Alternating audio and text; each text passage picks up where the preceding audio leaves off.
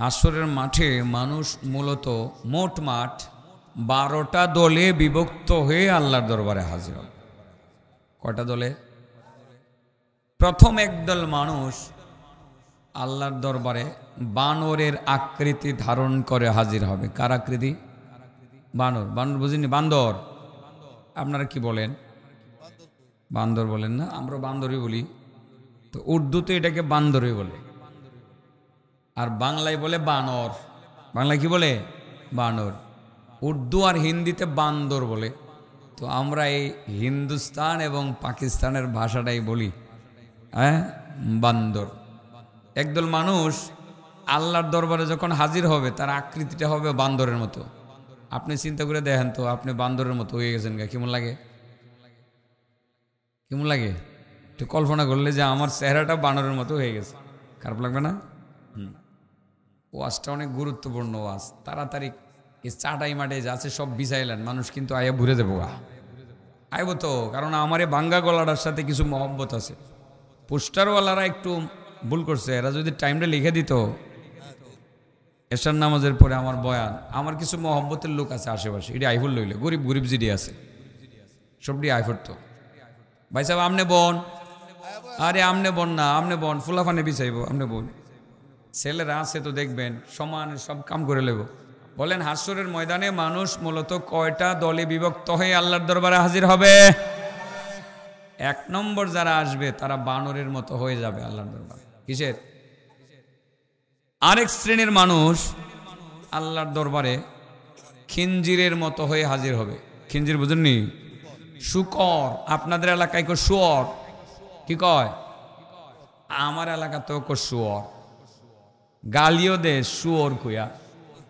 কেউ একটু বাড়ায় কো শুয়োরের পরে আরেকটা ক, আবার ডবল ক আর কি, শুয়োর। একদল মানুষ আল্লাহর দরবারে খিঞ্জিরের আকৃতি নিয়ে হাজির হবে, শুকর। আর কিছু মানুষ আল্লাহর দরবারে অন্ধ হয়ে হাজির হবে। কি?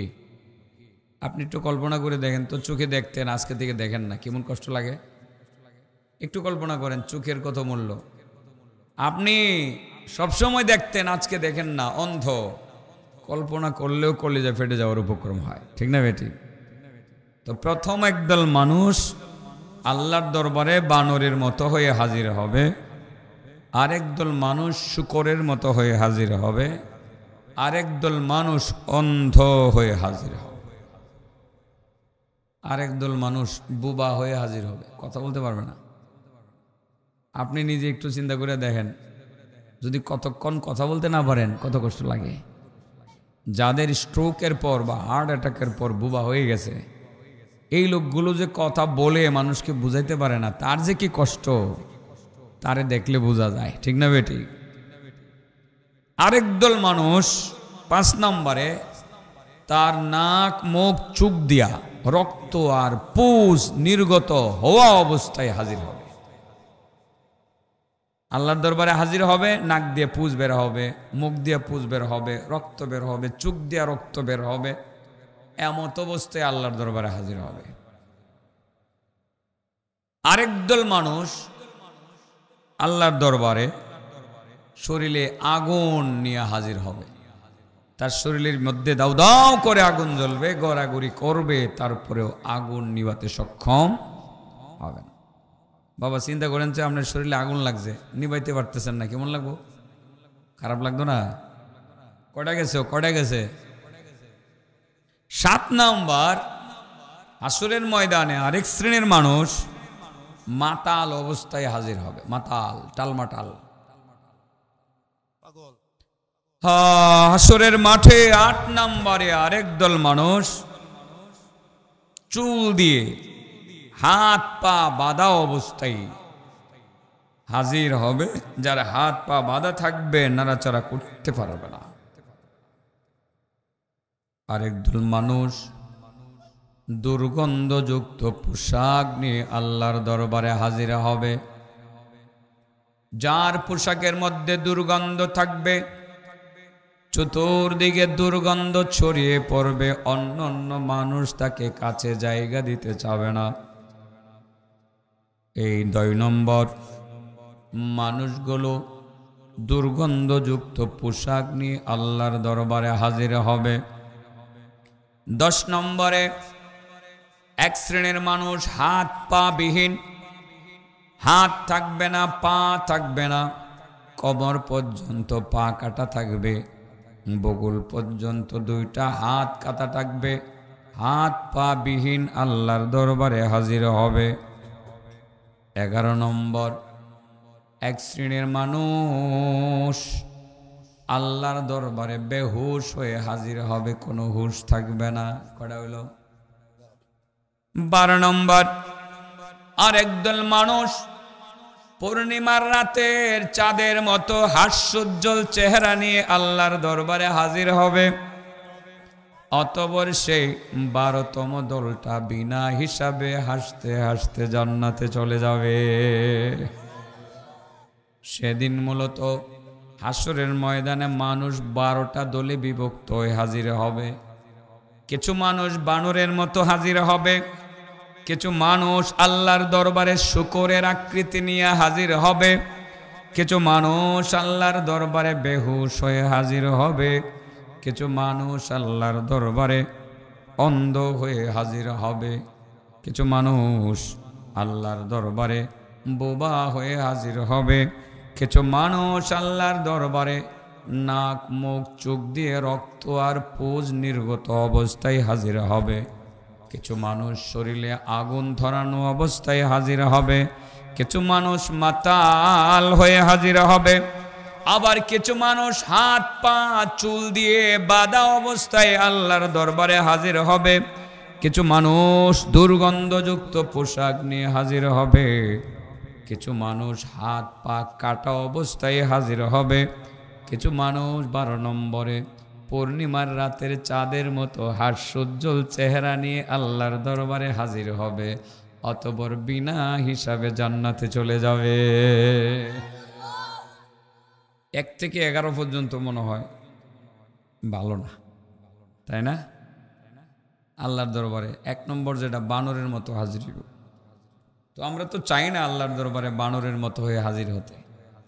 2 নম্বর শূকরের মতো হাজির হবে। সব কটাই আমরা চাই না, কিন্তু 12 নম্বরটা এটা একটু ভালো মনে হইতেছে, পূর্ণিমার রাতের চাঁদের মতো হাস্যোজ্জ্বল চেহারা নিয়ে হাজির হবে। তাইলে আমরা 1 নম্বর হইতাম না 12 নম্বর হইতাম? বোঝা গেল সব সময় 1 নম্বর হওয়া ভালো না, সব সময় 1 নম্বর হওয়া ভালো না। আজকে আমরা কত নম্বর হমো?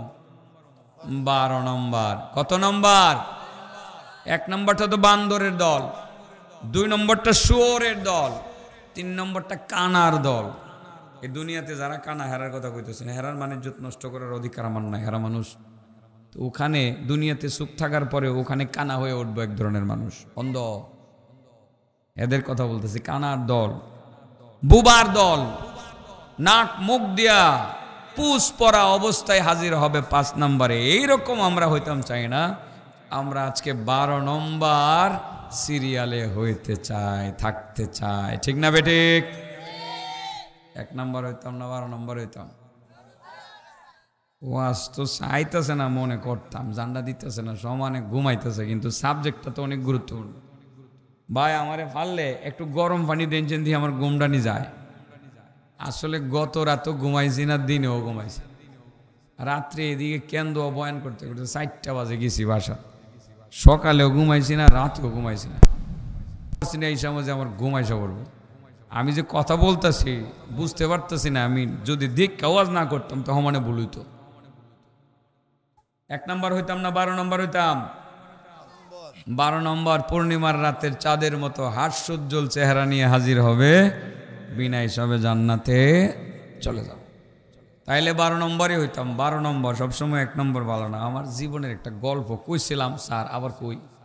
স্কুলে যখন ক্লাস 3-তে উঠছি, 2 থেকে 3-তে উঠছি, এটা ওয়াজটা বুঝাইবার লাগে কইতাছি আর কি। আমি তো আসলে ওয়াজের বাইরে কথা বলবো না। আমি ফার্স্ট বইছিলাম স্কুলে, অনেক স্টুডেন্ট। তো আগের দিনের বই বিতরণের দিনটা ছিল বড় উৎসব মুখর একটা পরিবেশে বই বিতরণ করা হতো। বই যেদিন দিত স্যারেরা, এদিন আমরা খুব খুশি হইতাম, সাহায্য গুজা যাইতাম। ফার্স্ট হয়েছি, মারে কইছি মা সারে কইছে মজা খাওয়ান লাগবো, মজা। পরে কি খাওয়াইবে স্যারে রে? তো আমাদের যে আব্দুল কুদ্দুস স্যার, ওনারা ফান খাওয়াইলেই চলে।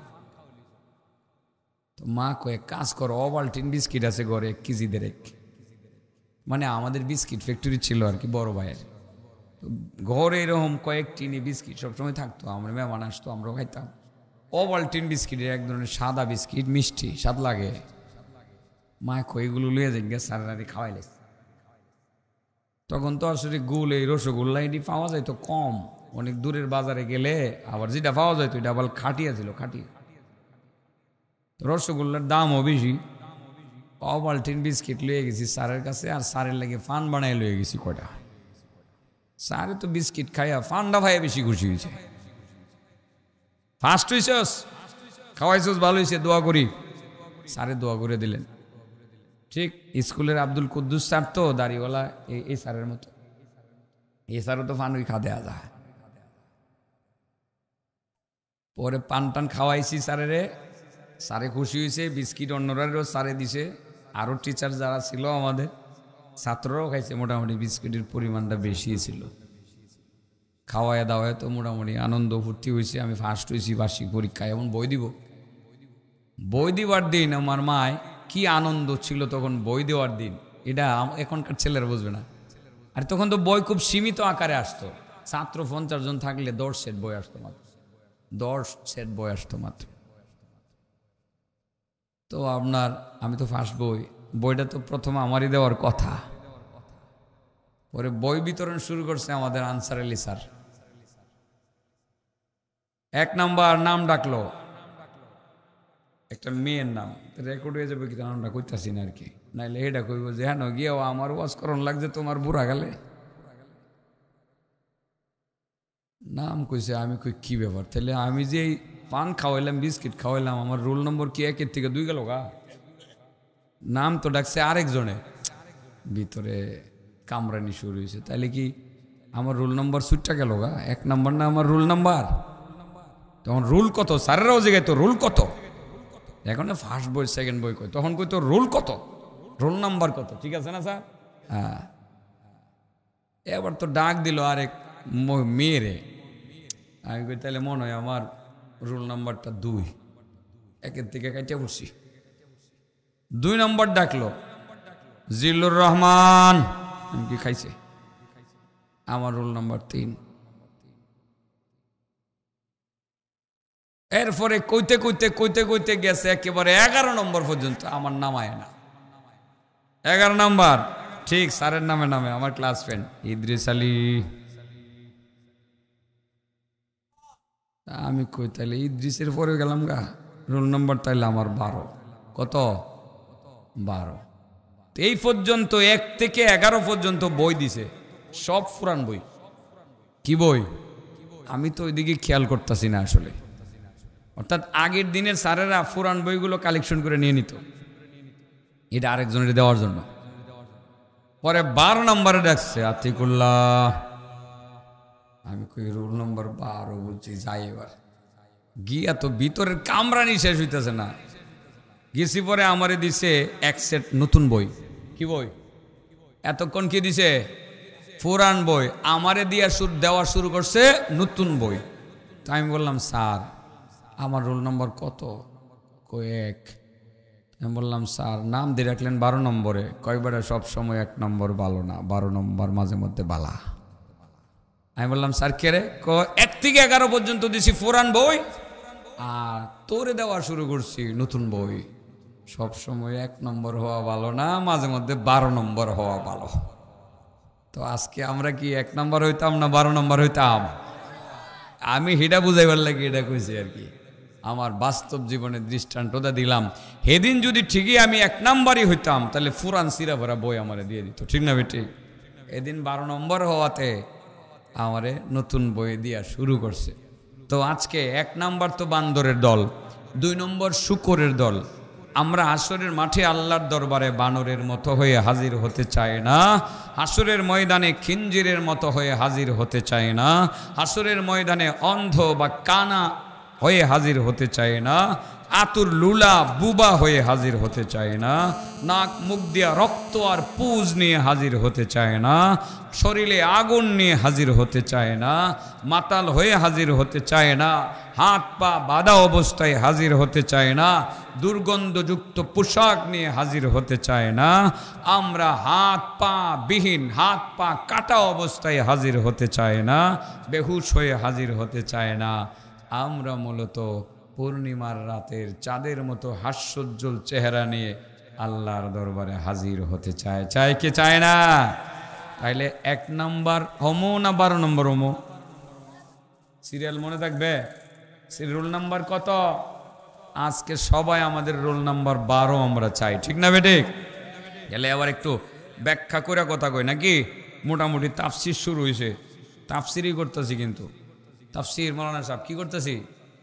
ইয়াউমা ইউনফাকু ফিস-সূর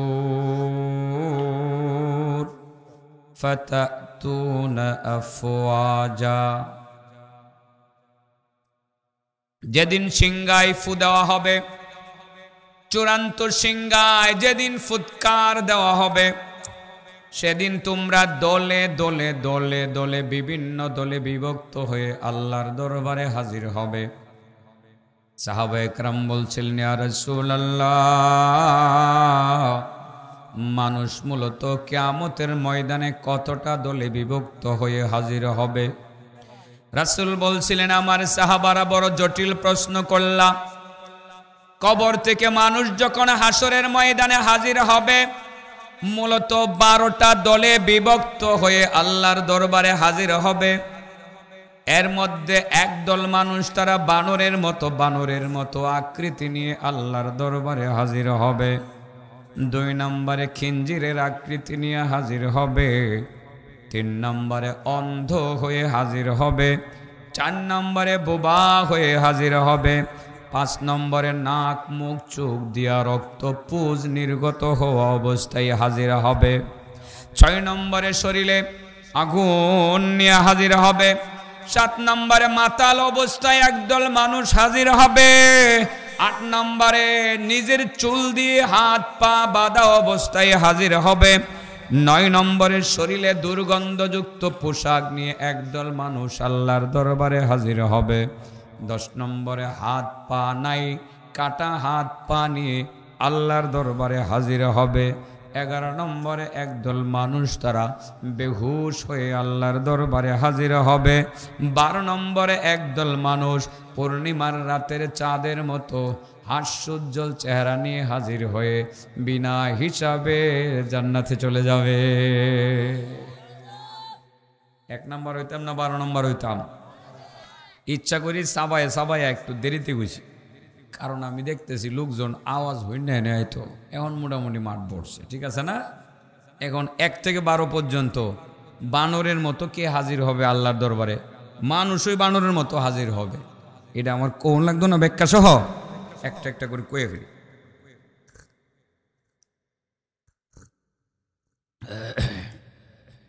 সাহাবায়ে কেরাম বলেন, ইয়া রাসূলুল্লাহ, ইয়া হাবিবাল্লাহ, বুঝতে পারলাম মানুষ 12টা দলে বিভক্ত হয়ে আল্লাহর দরবারে হাজির হবে, বুঝতে পারছি। নবী গো, মানুষ যে 12টা দলে বিভক্ত হবে, এই 12 দলের মানুষ কারা সেটা যদি আপনি একটু ব্যাখ্যা সহ বলতেন। আল্লাহর নবী বললেন, বন্ধুরা, প্রথমত একদল মানুষ যারা বানরের মতো আল্লাহর দরবারে হাজির হবে, চেহারাটা হবে বানরের মতো।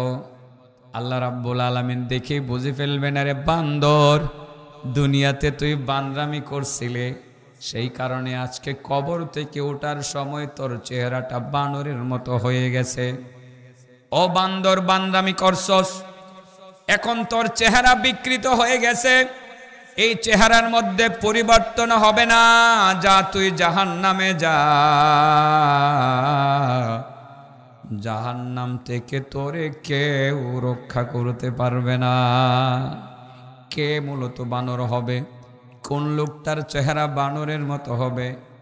রাসূল বলছিলেন, আমার সাহাবারা দুনিয়াতে, রাষ্ট্রে, দেশে, পরিবারের, সমাজে যারা অযথা ফিতনা ছড়ায়, গন্ডগোল লাগায় রাখে, পরিবারে পরিবারে গন্ডগোল লাগায় রাখে, সমাজের গোষ্ঠীর মধ্যে গন্ডগোল লাগায় রাখে, নানানভাবে মানুষকে বিভক্ত করে রাখে।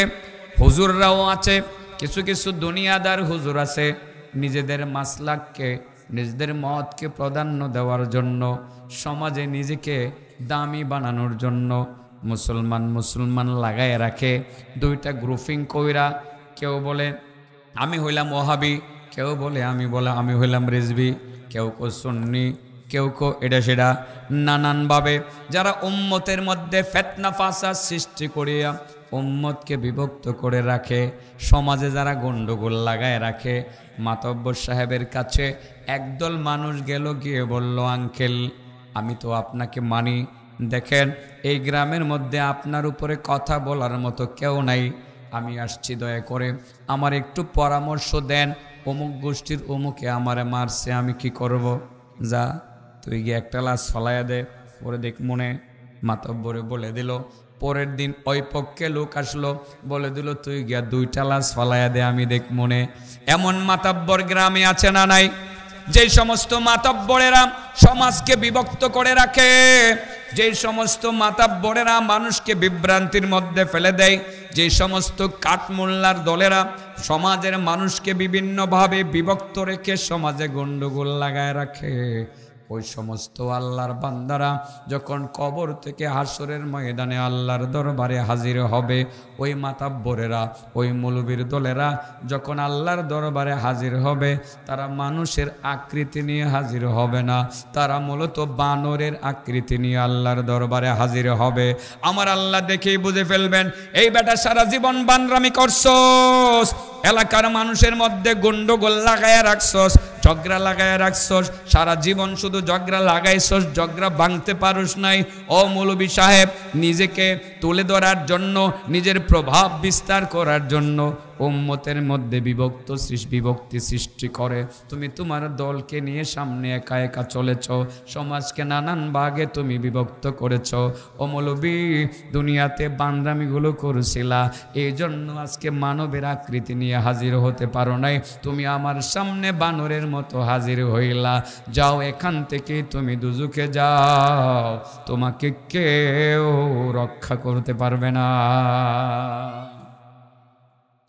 1 নাম্বার, যারা হাসরের ময়দানে বানরের মতো হাজির হবে তারা কারা? সমাজে যারা কি চড়ায়, ফিতনা চড়ায় আছে। হঠাৎ করে দেখবেন মসজিদের মধ্যে আইসে একটা মাসলা কয়ে দিছে, মাসলা কয়ে আগের ইমাম সাহেবের লগে লাগাই দিছে। আগের ইমাম সাহেব আমি সারা জীবন এমনি ঘুরে এলাম, নতুন মাসলা কইয়া লাগাই দিছি তো গন্ডগোল মসজিদে। আরে বেচারা, তোমার মাসলাটা ঠিক হইলেও তোমার এখানে করা উচিত না। ইমাম সাহেব সারা জীবন হাত বানছে নাবির নিচে, এখন নামনে আয়া কর নাবির নিচে হাত বানলে নামাজ হইতো না। পায়খানার টাঙ্কির উপরে হাত বানলে কি হইতো না? নামাজ হইতো না। এটার পায়খানার টাঙ্কি বেড়ে রে, আমি শুনছি মৌলভী সাহেব যে বয়ান করছে, আমি নিজে শুনছি, পায়খানার টাঙ্কির মধ্যে হাত বানলে নামাজ হইতো না। এটা বুকু বন্ধর লাগবে।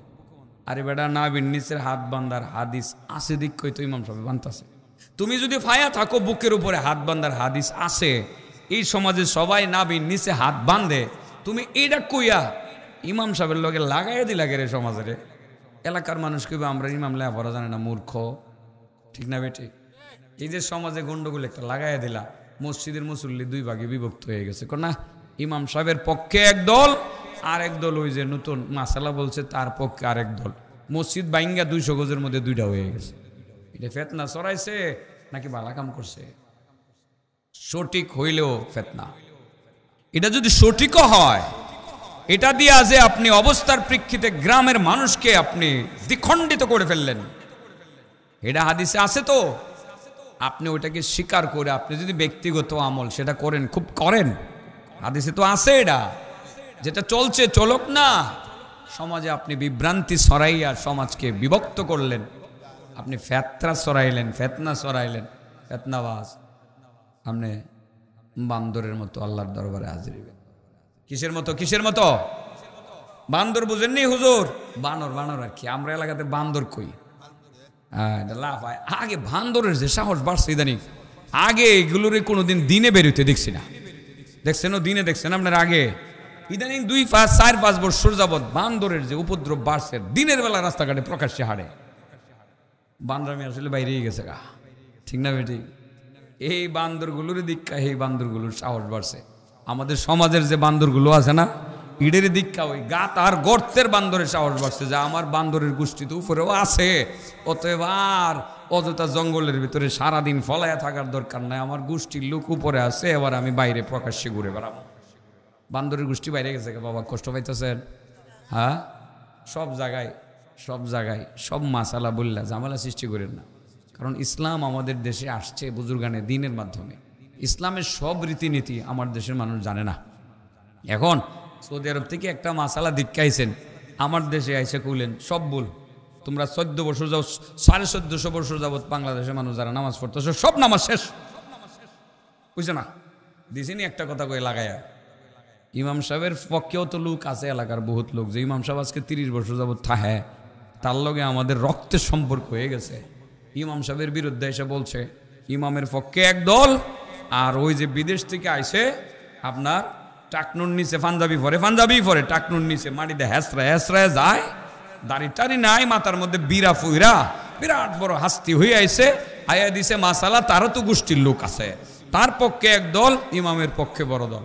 আর তার পক্ষের দলটাও কিন্তু দুর্বল না, বিদেশ থেকে পয়সা কামাই আছে, যাইতাম নাই মসজিদও বানাইলে আরেকটা মসজিদ 100 গজ দূরে।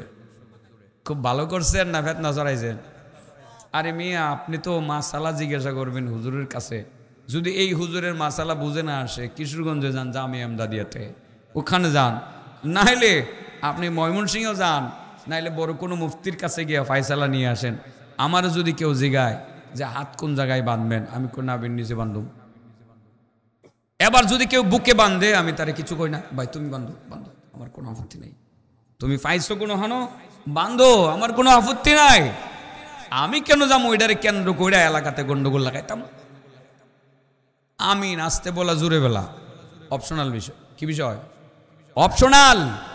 ইমাম আবু হানিফা বলে নাচতে বলা উত্তম, অন্যান্য ইমামরা বলে জুড়ে বলা উত্তম। এটা এমন কোনো বিষয় হয়েছে মসজিদের মধ্যে নামাজ চলছে, সবাই আমরা আসতে বলি, আপনি কোন আমিন জুড়ে, সারা মসজিদের মধ্যে আওয়াজ হয়ে গেছে।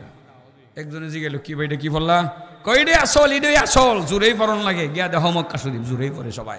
আসতে বললে নামাজ হইতো না, লাগাইছিনি ব্যাস, নামাজ হইতো না, মাসলাকটা দিয়ে লাইছে, নামাজ বলে হইতো না। আমরা বলি এটা অপশনাল, উত্তম অনুত্তম নিয়ে হলো মতনক্য। যারা জোরে ভরে আমরা তো হেরালো কার্য করি না, করি পড়ো না, তোমার মন চাইছে পড়ো, আসতে পড়াটা কোরআনের সাথে মিলে বেশি, এই জন্য আমরা আসতে বলি। ততএব সমাজে আপনি হঠাৎ করে আইসা আসতে বলা জুড়ে বলা নিয়ে সমাজে একটা গন্ডগোল লাগাই দিলেন আর কি। ইমাম সাহেব বিদায়করণ লাগবো, এই ইমাম কিচ্ছু বুঝে না। আজকে এ দেশে 30 বছর যাবৎ মসজিদে নামাজ পড়াইতে আছে, ইমাম এটা লেখাপড়া জানে না, হাদিসই জানে না, বাইর কর ইমাম রে দিছে বাইর করিয়া। ইমামের ভক্ত একদল যুবক আছে, এরা হুজুর চিন্তা করেন নামনের লগে আমরা আসি, প্রয়োজনে 2-4টারে মাইরা ফালাই দিব, খালো লাগাই দিছে, মারামারি ফিডাইতে খালো নিয়ে ফালাইছে, গন্ডগোল লাগাইছে যেই ব্যক্তিটা, এরে বলা হয় ফেতনাবাজ। হাসরের ময়দানে ওই ফেতনাবাজ আল্লাহর দরবারে বান্দরের মতো হইয়া হাজির হইব।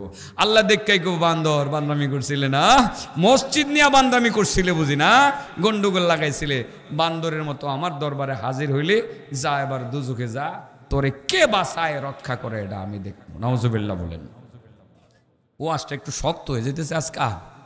আর কি সাবজেক্ট আমার দিলেন, এটা তো আমি শেষ করতে পারতাম না, লম্বা এক সাবজেক্ট আমার ইদ্রিস স্যারে আজকে দিয়ে দিছে, তফসির করতাম, তফসির করতেছে কিন্তু হুজুর মানুষ ইয়াউমা ইউনফাকু ফিস সূর, যেদিন চূড়ান্ত সিংগায় ফুৎকার দেওয়া হবে। সিংগায় ফুৎকার কটা হবে? 3টা। একটা হলো কিয়ামতের হওয়ার আগে, প্রথম ফুৎকারের পরে সারা পৃথিবীর মানুষ জিম যুদ্ধরার মধ্যে একটা আতঙ্ক সৃষ্টি হবে। দ্বিতীয় ফুৎকারের পর পৃথিবী ধ্বংস হবে। চূড়ান্ত ফুৎকারের পর মানুষ কবর থেকে উঠে আল্লাহর দরবারে হাজির হবে হাসরের ময়দানে। সেদিন মূলত মানুষ 12টা দলে বিভক্ত হয়ে হাজির হবে। 1 নম্বর যারা হাজির হবে তারা কার মতো হবে? আর 12 নম্বর যেই লোকগুলো হাজির হবে কার মতো হবে? পূর্ণিমার রাতের চাঁদের মতো হাস্যোজ্জ্বল চেহারা নিয়ে হাজির হবে। আমরা কি 1 নম্বর হতে চাই না 12 নম্বর হতে চাই? সব সময় 1 নম্বর ভালো না, এটা কিন্তু বুঝাইছি। আমার স্কুলের বই বিতরণ দিয়ে, ঠিক আছে না? আজকে আমরা 12 নম্বর হইতাম, তাহলে 2 নম্বরটা কই লইতাম। রাগটা করতেন না তো, কিছু কথা গিয়ে লাগে যে বোগা মনে হয় যে করে কই বুঝে কি ব্যাপারটা কি জানি না, শুনি না গুলো নিয়ে আমারে নি ধরলো বাবা, আমি তো লাগামো ছুরি কলিজার ভিতরে, একেবারে যার কলিজার ভিতরে ছুরি চালানো দরকার চালাই দেবো, তবে মারবার লাগে না, অপারেশন করে বাঁচাইবার লাগে। ডাকাতের হাতে ছুরি গেলে ডাকাত ছুরি দেয়া মানুষ মারে, ডাক্তারের হাতে ছুরি থাকলে ডাক্তার ছুরি দেয়া মানুষের জীবন রক্ষা করে। তো আজকে ছুরিটা চালাই দিব, অপারেশন হবে ঠিকই, কিরমিরে থাকবেন, এরপরে অ্যান্টিবায়োটিক দিয়ে দেবো, ঘাস উগায়ে যাইব, অপারেশন সাকসেস, সুস্থ হয়ে যাবেন ইনশাআল্লাহ, ঠিক আছে? হ্যাঁ, 2 নম্বর, একদল মানুষ খিঞ্জিরের মতো হয়ে হাজির হবে। খিঞ্জির চিনেননি? শুয়োর আপনাদের গুজাই দিয়ে আছে, আমি দেখাই দেই কোন জায়গায়, একটু দেখে আইবেন। কিশোরগঞ্জ চিনেন তো? হ্যাঁ, কিশোরগঞ্জ জেলখানার মোড় চিনেন? জেলখানার মোড়টা পার হইয়া মাত্র 1.5 মিনিট হাঁটবেন। কয় মিনিট? বাম দিকে দেখবেন পৌরসভার যে ময়লাগুলো ফালায় রাখছে, ময়লার পাশে সকাল 11টা থেকে 1টার ভিতরে, 11টা থেকে 1টা 1:30 2টার ভিতরে আপনি যাইবেন, শত শত শুকুরে ময়লার মধ্যে ফালায় রাখছে। আর শুকুরের কাম হইলো ময়লা পায়খানা প্রসাব খাওয়া। দেখবেন হমানে খাইতে আছে, মালিকে সাইরা দিছি এটার মধ্যে খাইতে আছে, এখানে শুকর আছে।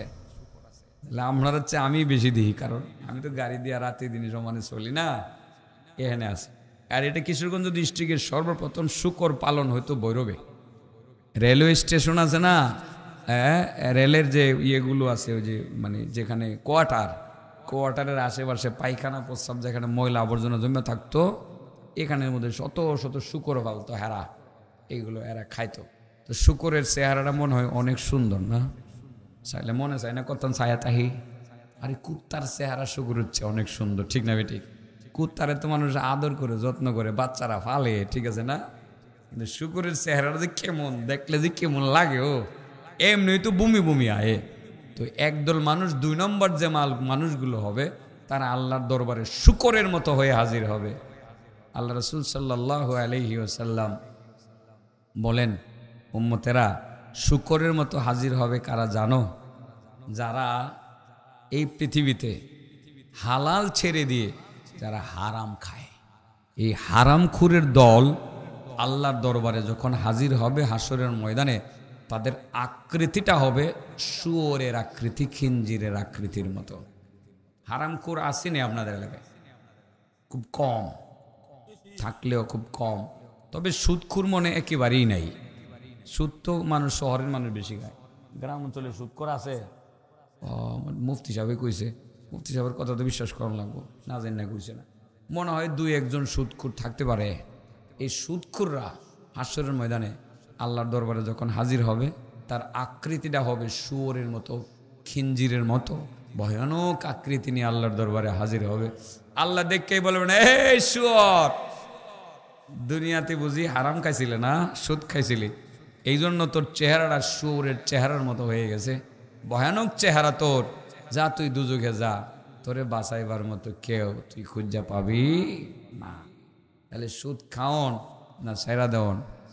সুদ ঘুষ হারাম বলতে যা বুঝায়, মিথ্যা কথা বলে কামাই করা, জোর জবরদস্তি করে জবরদস্তি করে কামাই করে খাওয়া, মানুষের সম্পদ আত্মসাৎ করে খাওয়া, সুদের ব্যবসা করে খাওয়া, ঘুষ বাণিজ্য করে খাওয়া, এগুলোকে হারাম খাওয়া বলা হয়। আর হারাম খুরদের অবস্থা হবে হাসরের ময়দানে খিঞ্জিরের মতো আকৃতি নিয়ে আল্লাহর দরবারে হাজির হবে। আর ওখান থেকে আল্লাহ তাকে জাহান্নামে নিক্ষেপ করবে, তাকে কেউ সেখানে জাহান্নাম থেকে রক্ষা করতে পারবে না। তাহলে সুদ খাওয়ান না সাইরা দেওয়ান? কি সাইরা দিতেন? আপনি তো কবেন আমি খাই না, ছাড়তাম কি? সাইরা দেওয়ান গুলি তো বোঝা যায় কিছু কিছু খায় না, আপনারা ছাড়তেন গেলে, দৌড়ছি হই না তো ছাড়তাম গেলে, ঠিক আছে না? এরপরেও যারা ধরে লাইছেন আজকা থেকে তওবা করেন। আসলে বাবা, দুনিয়াকে থাকার জায়গা, আপনি সুদ খাইলেও যে কয়দিন বাঁচবেন, না খাইলেও এই কয়দিনই বাঁচবেন, ঠিক না বেটি?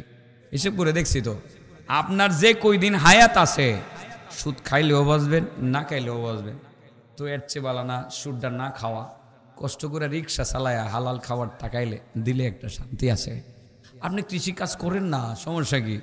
এই যে নদীতে মাছ ধরেন, আপনি যদি 1 ঘন্টা পরিশ্রম করেন, 2 ঘন্টা পরিশ্রম করেন, বাড়ির পাশে নদীতে নাইমা দেশি যদি মাছ মাত্র 1 কেজি মাছ কোনো রকমের সংগ্রহ করতে পারেন, ওই যে আপনার বাইম মাছ, টাকি মাছ, 1 কেজি মাছ যদি এই নদীর মাছ সংগ্রহ করতে পারেন, বাজারে গেলে 500 টাকা দেয় সুপটা বুঝা লয়ে যাবো।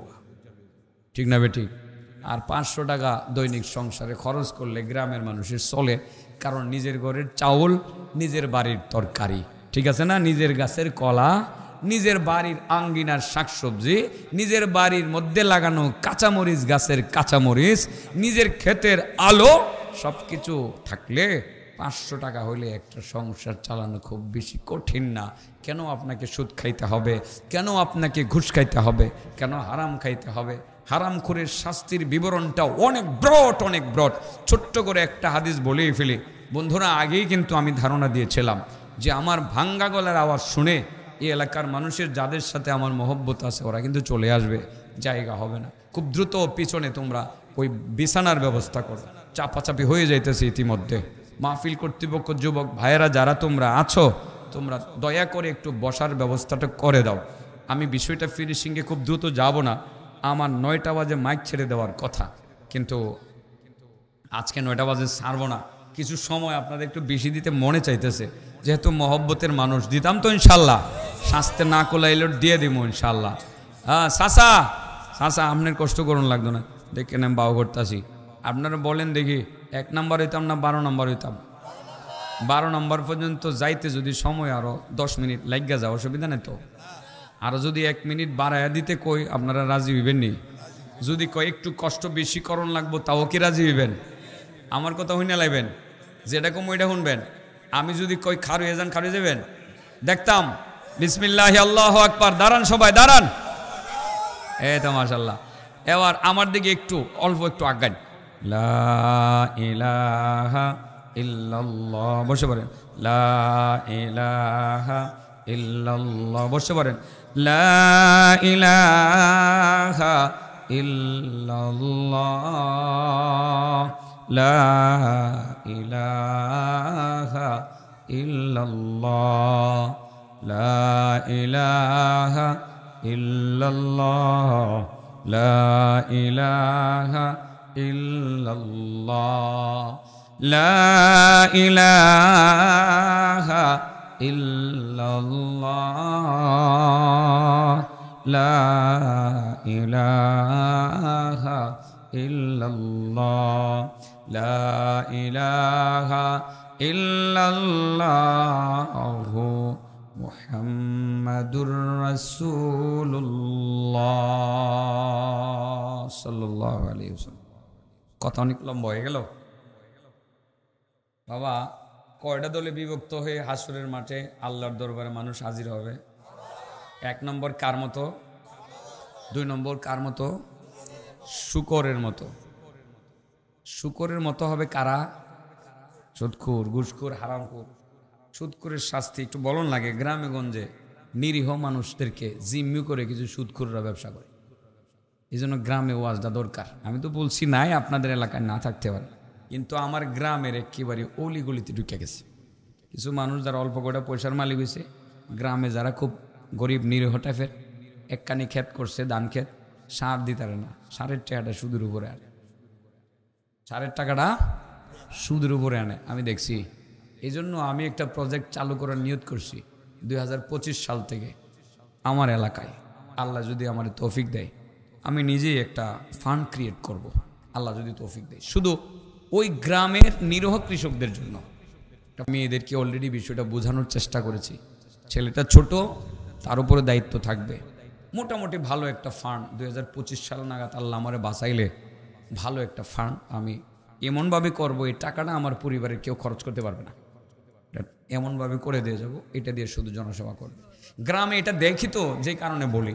ঠিক আপনাদের গ্রামে এরকম আছে কিনা জানি না, যে 1 বস্তা সার কেনার জন্য সুদের উপরে টাকা হবে। সুদখোরের বিরুদ্ধে যে কি কঠিন শাস্তি হবে। রাসূল করিম সাল্লাল্লাহু আলাইহি ওয়াসাল্লাম একদিন বলছিলেন, নবীজির স্বপ্ন আর কি, রাসূল সাল্লাল্লাহু আলাইহি সাল্লাম বলছিলেন স্বপ্নটা। জিবরাইল আমার নবীকে এসে নিয়ে গেলেন। রাসূল করিম সাল্লাল্লাহু আলাইহি সাল্লামকে নিয়ে জিবরাইল একটা পুকুরের পাড়ে নিয়ে গেলেন। রাসূল বলেন, আমি স্বপ্ন দেখছিলাম যে পুকুর, পুকুরের পানিগুলো রক্তের মতো লাল আর বরফের মতো ঠান্ডা। সেই পুকুরটা অনেক বড়। পুকুরের পারে পারে লোকজন দাঁড়ানো আছে, হাতের মধ্যে বড় বড় পাথর নিয়ে পারে পারে দাঁড়ানো। পুকুরের মাঝে একটা লোক পানিতে সাঁতরাইতে আছে। সাঁতরাইতে সাঁতরাইতে কাহিল হয়ে গেছে, হাবুডুবু খাইতেছে, পানি খাইতে খাইতে পেট ফুলে গেছে। তারপরেও সে পাড়ের দিকে ভিড়তে পারতেছে না। ডান দিকে যখন পাড়ে ভিড়তে যায়, ওখানে দাঁড়ানো এক ব্যক্তি হাতের মধ্যে পাথর নিয়ে এমনভাবে আঘাত করে যে পাথরের আঘাতে আবার সে পুকুরের মাঝে চলে আসে। আবার যখন বাম দিক থেকে উঠতে চায়, ওখানে দাঁড়ানো এক ব্যক্তি পাথর দ্বারা আক্রমণ করলে আবার পুকুরের মাঝে চলে আসে। আবার যখন সামনের দিক থেকে উঠতে চায়, পাথর দ্বারা আক্রমণ করলে পুকুরের মাঝে চলে আসে। আবার যখন পিছনের দিক থেকে উঠতে চায়, পাথর দ্বারা আক্রমণ করলে পুকুরের মাঝে চলে আসে। রাসূল বলেন, স্বপ্নে এটা দেখছিলাম। জিবরাইল আমারে নিয়ে গেছে আর আমি দেখতেছি জিবরাইল আর মিকাইল দুইজনে। রাসূল জিবরাইল মিকাইলকে ডাক দিয়া বললেন, বন্ধুরা, সাথী বন্ধুরা, তোমাদের পরিচয় দিলা না। ও বন্ধুরা, দয়া করে এই লোকটার পরিচয় দিয়ে দাও, যে লোকটা বরফের মতো ঠান্ডা, রক্তের মতো লাল, পানিওয়ালা, পুকুরের মধ্যে সাঁতরাইতে আছে, হাবুডুবু খাইতেছে, পেট ফুলে গেছে। ডান দিক থেকে উড়তে চাইলে তাকে পাথর দ্বারা আক্রমণ করে মাঝে ফেলে দেওয়া হয়, বাম দিক থেকে উড়তে চাইলে পাথর দ্বারা আক্রমণ করে মাঝে ফেলে দেওয়া হয়, পিছনের দিক থেকে উড়তে চাইলে পাথর দ্বারা আক্রমণ করে মাঝে ফেলে দেওয়া হয়, সামনের দিক থেকে উড়তে চাইলে পাথর দ্বারা আক্রমণ করে মাঝে ফেলে দেওয়া হয়। সাথী বন্ধুরা, এই লোকটার পরিচয় যদি দিতাম তাহলে অনেকটা ভালো হইতো। সাথী বন্ধু দুইজন, জিব্রাইল মিকাইল। হযরত জিব্রাইল তিনি বক্তব্য শুরু করলেন, লম্বা হাদিসের অংশ বিশেষ বলছি। ইয়া রাসূলুল্লাহ, ইয়া হাবিবাল্লাহ, আপনি যে আল্লাহর বান্দাকে দেখতেছেন, রক্তের মতো লাল, বরফের মতো ঠান্ডা, পানিওয়ালা, পুকুরের মধ্যে সাঁতরাইতে আছে, ডান দিক থেকে উড়তে চাইলে পাথর দ্বারা আক্রমণ করে মাঝে ফেলে দেওয়া হচ্ছে, বাম দিক থেকে উড়তে চাইলে মাঝে ফেলে দেওয়া হচ্ছে, সামনের দিক থেকে উড়তে চাইলে পাথর দ্বারা আক্রমণ করে মাঝে ফেলে দেওয়া হচ্ছে, সামনের দিক থেকে উড়তে চাইলে পাথর দ্বারা আক্রমণ করে মাঝে ফেলে দেওয়া হচ্ছে। ইয়া রাসূলুল্লাহ, এটা হলো আপনার উম্মতের সুদখোর, হারামখোর। সুদখোরের মৃত্যুর পরে আলমে বরজখ থেকে তাকে রক্তের মতো লাল, বরফের মতো ঠান্ডা পানির মধ্যে নিক্ষেপ করে দেওয়া হবে। যে দিক থেকে উড়তে চাবে পাথর দ্বারা আক্রমণ করে তাকে মাঝে ফেলে দেওয়া হবে। ডান দিক থেকে উড়তে চাইলে সুদখোরকে পাথর দ্বারা আক্রমণ করে মাঝে ফেলে দেওয়া হবে। বাম দিক থেকে উড়তে চাইলে পাথর দ্বারা আক্রমণ করে মাঝে ফেলে দেওয়া হবে। পিছনের দিক থেকে উড়তে চাইলে পাথর দ্বারা আক্রমণ করে মাঝে ফেলে দেওয়া হবে। সামনের দিক থেকে উড়তে চাইলে পাথর দ্বারা আক্রমণ করে মাঝে ফেলে দেওয়া হবে। সুদখোরের বিরুদ্ধে এই শাস্তি চলবে, টানা কিয়ামত পর্যন্ত চলতে থাকবে, একটা সেকেন্ডের জন্য থামবে না। সুদ খাওয়ান না ছেড়ে দেওয়ান। এই সুদখোর, ঘুষখোর যারা আসরের ময়দানে আল্লাহর দরবারে হাজির হবে, তারা খিঞ্জিরের আকৃতি নিয়ে হাজির হবে, আর ফেতনাবাজ বান্দরের মতো হাজির হবে। আরেক দল মানুষ অন্ধ হয়ে হাজির হবে।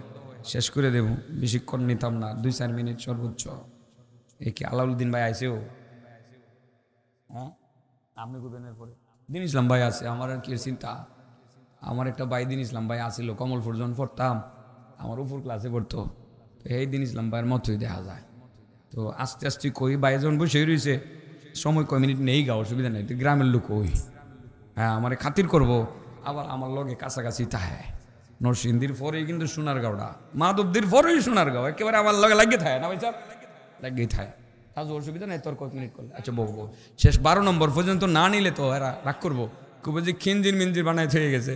পূর্ণিমার রাতের চাঁদের মতো আর বানাইতে পারলো না হুজুরটা। কই ছিল 1 নম্বর না 12 নম্বর হইব, 12 নম্বর পর্যন্ত ফুসাইতে পারলো না। এটা না ফুসাইলে অসুবিধা আছে। 3 নম্বর, অন্ধ হয়ে উঠবে এক শ্রেণীর মানুষ। কি অন্ধ? এটি কোনটা জানেননি? মাতব্বর চিনেন? মাতব্বর টেয়া খায়া রাই বদলা এলা, সমাজে গন্ডগোল লাগছে, পরে গরিব মানুষ ঘুষ মুষ দিতেছে না, পরে যে ঘুষ দিছে এর পক্ষে গিয়ে সমাজে বিচারে বই রায় দিলাইছে। আছে এরম আছে, টেয়া খায়া রায় বদলা এলা, এইরকম বিচারক যারা সমাজের, আসরের ময়দানে অন্ধ হয়ে উঠবে। শুধুমাত্র কি সমাজের বিচারক, রাষ্ট্রীয় বিচারক আছে না সুদ ঘুষ খাইয়া যে অন্যায় রায় দেয়, আছে না সুদ ঘুষ খাইয়া অন্যায় রায় দেয় যেসব বিচারকরা, সেই বিচারক হক হাইকোর্টের বিচারক, হক সুপ্রিম কোর্টের বিচারক, হক ইউনিয়ন কাউন্সিলের বিচারক, হক জজ কোর্টের বিচারক, হক সমাজের বিচারক, টাকা খাইয়া রায় বদলাইয়া দে যারা, জুলুম রায় যারা দে, আসরের ময়দানে অন্ধ হয়ে উঠবে। আল্লাহ দিকে কইবে, তুই বিচারক আসলে রে, তুই মিথ্যা রায় দিছিলে, জুলুম করছিলি, এই লোকটারে জামিন দেওয়া দরকার ছিল, তুই দেশ নাই, এই লোকটা কোনো অন্যায় করে নাই, তুই ফাঁসির রায় দিছস, অন্ধ হয়ে উঠছ, যা তুই দুজখে যা, তোরে কেউ রক্ষা করতে পারবে না। এরকম বিচারক মনে হয় সারা পৃথিবীর মধ্যে খুঁজলে বাংলাদেশে বেশি পাওয়া যাবে। সুপ্রিম কোর্ট থেকে নিয়ে একেবারে লোকাল পর্যন্ত এরকম বিচারকের সংখ্যা সারা পৃথিবীতে খুঁজলে সংখ্যার দিক থেকে বাংলাদেশে বেশি পাওয়া যাইব। যারা রায় বদলায় এলা, ইচ্ছা মতো রায় দে, টাকা খাইয়া রায় দে, ক্ষমতার বলে রায় দে, ন্যায্য রায় দেয় না। কটা গেছে টাকা খাইয়া রায় বদলায় নিউজ। আচ্ছা, আপনি যে মাতব্বর মেম্বার সাহেব, চেয়ারম্যান সাহেব, আপনাদের এলাকার মেম্বার চেয়ারম্যান ভালো হইব আমার বিশ্বাস। তো বিভিন্ন জায়গায় টেয়া খায়ার যে রায় বদলা এলা, এই খবর আমাদের কানে আসে না নাই? আসে কিনা? কটা গেছো? তিনটা গেছে, তিনটা ভুল করলে হইতো না। 4 নম্বরে কিছু মানুষ বুবার মতো হাজির হবে। বুবা আল্লাহ ডাক দিব, মনন করবো, কথা কইতে না। আল্লাহ কইব, কি ব্যাপার কথা কস না রে, কথা কইতে না। আল্লাহ কইব, বুঝছি কেরে কথা কস না, দুনিয়াতে বেশি ফট করতে, ফোড়াঙ্গি দেখাইতে, বেশি কথা কইতে, রিক্সাওয়ালার লগে বেড়াগিরি করছস, রিক্সাওয়ালা রিক্সা বাড়া লইয়া লাগছে, বেড়ারে মারছস থাপ্পড়, এই আমার সিনস আমি কাটা। আমার মতো বেড়া নেতা কি এই দেশে আছে নাকি? আমার উপরে কথা কইয়া রিক্সাওয়ালার কানপটি বরাবর থাপ্পড় দিয়ে হের লগে বেড়াগিরি দেখাইয়া হের ফটটা বাড়াইছস, কত মানুষের লগে বেড়াগিরি করছস, কত কথা কইছস, কত অহংকার প্রদর্শন করছস। কথা কস না করে, মুখে কথা বাইরে না, বুঝছি দুনিয়াতে বেশি ফটফট করছস আর ফোড়াঙ্গি করছস, আর মানুষকে মানুষ মনে করস নাই। আজকে তুই বুবা হয়ে উঠছস, যাই দুযোগে যা, তোর কোনো বাবা তোরে বাঁচাইতে পারতো না। তাইলে বোঝা গেল অহংকার করা যাইত না। 5 নাম্বার, কিছু মানুষ, আহা এটা কি কন লাগবো না, না কইলেও চলবো, এটা যে আমার নিজের দলের বিরুদ্ধে জায়গায় তখন যা কইছি নিজের গায়ে লাগে। কার গায়ে লাগে? নিজের গায়ে লাগে। কিছু মানুষ নাক মুখ চুপ দিয়া পুজ আর রক্ত পড়া অবস্থায় হাজির হবে। রাসূল বলেন, সাহাবারা বলেন, ইয়া রাসূলুল্লাহ, এটা কোনটা? ওটা হলো আমার উম্মতের আলেমরা। এরা কোন আলেম? যেসব আলেম এলেমের ওয়াজ করে ঠিকই, পাবলিকরে আমলের কথা বলে কিন্তু নিজে আমল করে না। আছে মনে হয় পাবলিকরে দেবে হমানে কান্দায়া, চোখ মুখ দিয়ে পানি ফালায়া, দেখবেন তুমি কাপড় চোপড় বিজানের বাউ করে লেছে, এমন কান্দাইছে। আর বুঝি এই দুনিয়ার দরকারও নেই, এই দুনিয়ার দুনিয়ার টাকা পয়সার দরকার নাই, সব টাকা পয়সা আল্লাহ রাস্তায় দিলাও, বাস্তা নাই, টেয়ালিয়া কই যাইবা, কবর যাইবা, কান্দায় কুন্দায় বিনাশ। বয়ান এমন করা করছেও, আখেরাতের বয়ান শেষ করে যায় সময় কয়, কত দিছেন টাকা? 50 দিছেন, 60 না দিলে নিতাম না। কারণ টেহা পাবলিকের দরকার নাই, সব টেহাই মৌলবীর দরকার। কথা বুঝছেন না? এ যে মানুষের দুনিয়া কামাই করতে নিষেধ করতেছে, মানুষ সে ঠিকই আমল করতেছে, পাবলিক মাহফিলে আইছিল কিছু টেয়ালের সবাও মানে দেলাইছে মসজিদে। হ্যাঁ, পাবলিক আমল ঠিকই করছে, কিন্তু আমল করছে না, দুনিয়া আরো বেশি কামাই করছে। ঠিক না বেঠিক? ইচ্ছাকৃতভাবে হাদিয়া দেওয়া আর চুক্তি করে জোর জবরদস্তি করে বাধ্য করে টাকা নেওয়া, দুইটা কি এক জিনিস? আসেনি এরকম মৌলবী আছে দেখেই তো আল্লাহ নবী কইছে, এরকম মৌলবী থাকবো দেখেই তো আল্লাহ নবী বলে গেছে নাকি? আলেমে বে আমল, যেসব আলেম নামাজের ওয়াজ করে কিন্তু নামাজ পড়ে না, দান সাদাকার ওয়াজ করে কিন্তু নিজে দান সাদাকা করে না, মানুষের প্রতি সহনশীল হওয়ার ওয়াজ করে কিন্তু নিজে একটুও খাতির করে না, গলার মধ্যে চিপাদা দইরা টাকাটা লইয়া যায়, আছে এরকম। এ নাক মুখ দিয়া পুষ্পর অবস্থায় হাজির হবে। আরেক শ্রেণীর উম্মত মাতাল অবস্থায় হাজির হবে। কারা? সর্বোপরি যারা আল্লাহর হুকুম মানবে না, মাতাল হয়ে হাজির হবে। আরেক ধরনের মানুষ শরীরের মধ্যে আগুন নিয়ে হাজির হবে। কি নিয়ে? দাও দাও করে আগুন জ্বলবে, ঘোরাঘুরি করবে, আগুন নিববে না। তো এটা কোনটা? এটা হইলো যারা বিচারকদের সামনে গিয়া মিথ্যা সাক্ষী দেয়। কি দেয়? মিথ্যা সাক্ষী দেয়, আসেন এরকম। অর্থাৎ কোর্টে সাজায় লয়ে গেছে, অর্থাৎ মামলা একটা মিথ্যা মামলা দিছে আর কি হুজুরের বিরুদ্ধে, সাক্ষী দেওয়ার লাগতো না, পরে একটা বানাই লয়ে গেছে 5,000 টাকা দিব, তুই খালি হ কবি, কি কবি? এরকম মিথ্যা সাক্ষী আছেও আছে, শিখাই 5,000 টাকা দিয়া সাক্ষী মিথ্যা একটা দিয়ে লাইছে, টাকা মুখে দেখ কথা কয়ে 5,000 কামাই লাইছে, বুঝেন না? এরকম আছে না টেহাডা, একেবারে সাক্কা টেহাডা, টাকা খাইয়া আপনার মিথ্যা সাক্ষী যারা দেয়। এরকম মিথ্যা সাক্ষী যদি এই হিসাবে যদি মনে করেন যে শাস্তির হিসাব করা হয়, শরীরে আগুন নিয়ে হাজির হইব, যদি সংখ্যা নির্ণয় করা হয় বাংলাদেশে, তাহলে মনে হয় এই দেশের পুলিশরা বেশি আগুন লিয়ে যাইব।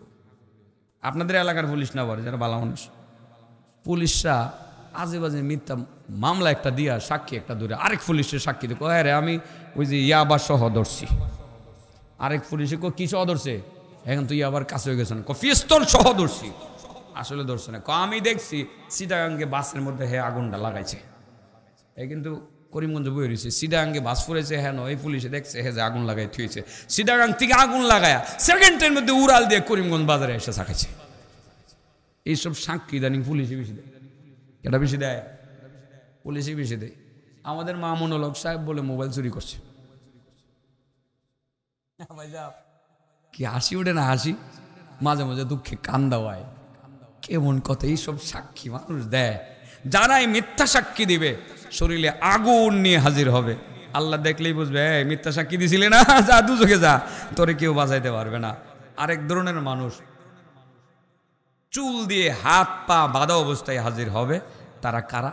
যারা অবৈধ লোভ করে, খালি লোভ আর লোভ, মানুষের সম্পদের প্রতিও লোভ করে, আরেক বেটার বউয়ের প্রতিও লোভ করে, কারণ নিজের বউ ভাল লাগে না, আরেক বেটার বউ ভাল লাগে, কথা বুঝছে না?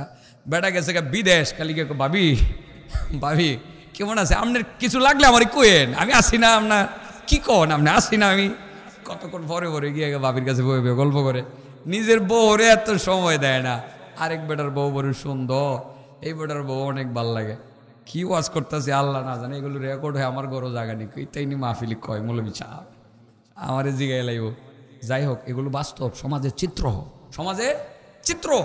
অন্যের সম্পদের প্রতি লোভ যারা করে, অন্যের স্ত্রীর প্রতি যারা লোভ করে, তাদের অবস্থাটা এরকম হবে, হাত পা বাঁধা অবস্থায় গুল করে হাসরের মাঠে তাদেরকে হাজির করা হবে, ভয়ানক দৃশ্য হবে।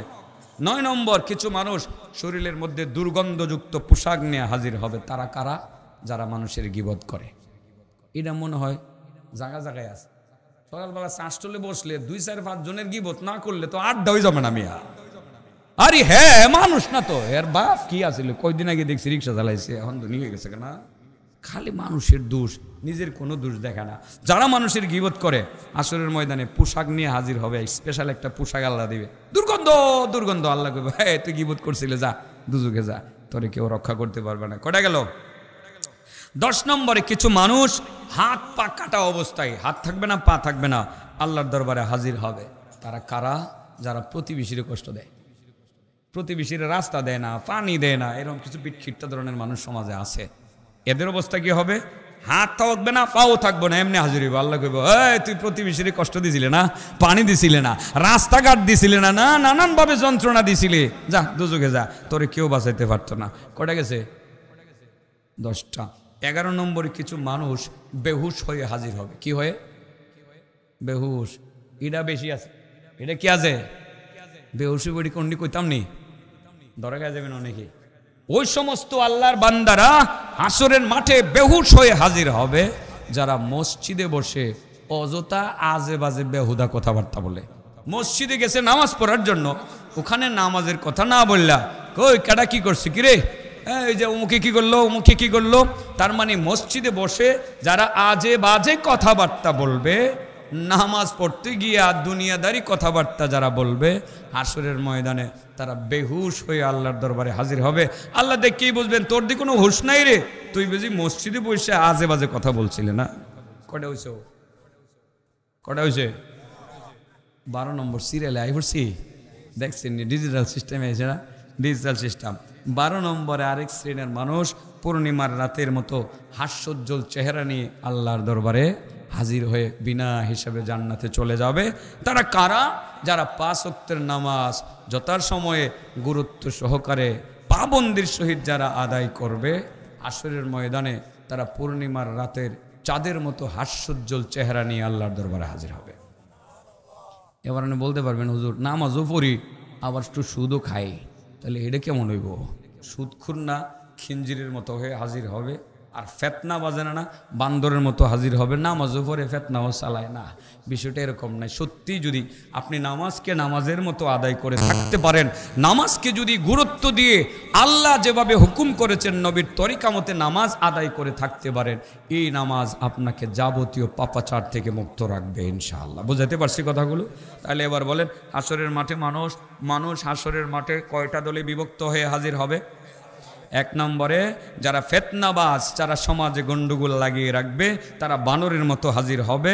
যারা হারাম খাবে, সুদ খাবে, ঘুষ খাবে, তারা শূকরের মতো হাজির হবে। যারা মিথ্যা রায় দিবে, বিচার করতে গিয়ে টাকা খেয়ে মিথ্যা রায় দিবে, তারা অন্ধ হয়ে হাজির হবে। যারা অহংকার প্রদর্শন করবে, বোবা হয়ে হাজির হবে। যেসব আলেমরা মানুষকে আমলের কথা বলবে, নিজে আমল করবে না, আলেমে বেআমল, তারা মূলত নাক মুখ চুপ দিয়ে রক্ত পুষ নির্গত হওয়া অবস্থায় হাজির হবে। যারা মিথ্যা সাক্ষী দিবে, শরীরে আগুন নিয়ে হাজির হবে। সর্বোপরি যারা আল্লাহর হুকুম মানবে না, মাতালের মতো হাজির হবে। যারা অবৈধ লোভ লালসা করবে, তারা হাত পা বাঁধা অবস্থায় হাজির হবে।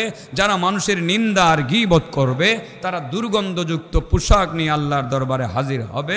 যারা প্রতিবেশীকে কষ্ট দিবে, হাত পা কাটা অবস্থায় আল্লাহর দরবারে হাজির হবে।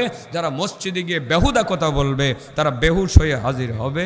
5 ওয়াক্তের নামাজ যত্ন সহকারে যারা আদায় করবে, পূর্ণিমার রাতের চাঁদের মতো হাস্যোজ্জ্বল চেহারা নিয়ে হাজির হয়ে বিনা হিসেবে জান্নাতে চলে যাবে। 1 নম্বর হতে চায় না 12 নম্বর হতে চায়? সব সময় 1 নম্বর ভালো না, মাঝে মধ্যে 12 নম্বর ভালো। মনে থাকবে ইনশাল্লাহ, কথাগুলো নিয়ে যেতে পারবো বাড়িতে। আল্লাহ তৌফিক দান করুক। আসসালামু আলাইকুম ওয়া রাহমাতুল্লাহি ওয়া বারাকাতুহু।